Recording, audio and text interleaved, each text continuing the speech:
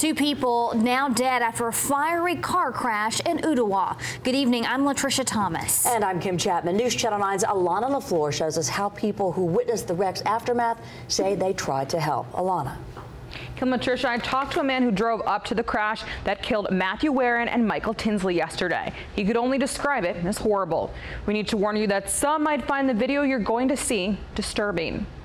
Viewer cell phone video shows an SUV up in flames on Mahan Gap Road. Thick black smoke billows up from a crashed car. It's a sight that sparked fear in Eric McDaniel when he rode up to the crash. In this area, we know so many people. It could have easily been a friend or family member. Now the trucks involved in the crash are at the wrecker yard. According to the Hamilton County Sheriff's Office, both drivers are dead. McDaniel says he frantically looked through his brother's car for something to put out the flames while his brother rushed to the Yukon. My brother ran over to try and help them get out. Another gentleman joined him trying to pull on the door, and they were unable to get the door open. Sunday, the driver of this burned truck was pronounced dead at the scene. Life Force rushed the driver and passenger of the Yukon to the hospital. McDaniel says his brother spoke to that driver, who later died at the hospital, asking him if he was okay.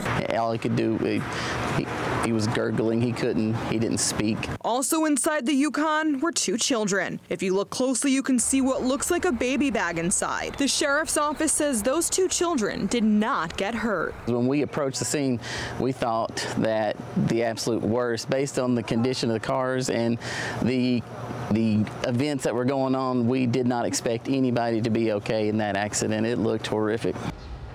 The Hamilton County Sheriff's Office hasn't said yet what caused the crash. Kim. Alana, thank you. This wreck happened on a curve, and we asked the Sheriff's Office if there were any other previous accidents in that spot. They could only tell us that on all of Mahan Gap Road, there were 35 other crashes with about a dozen injuries. The Bradley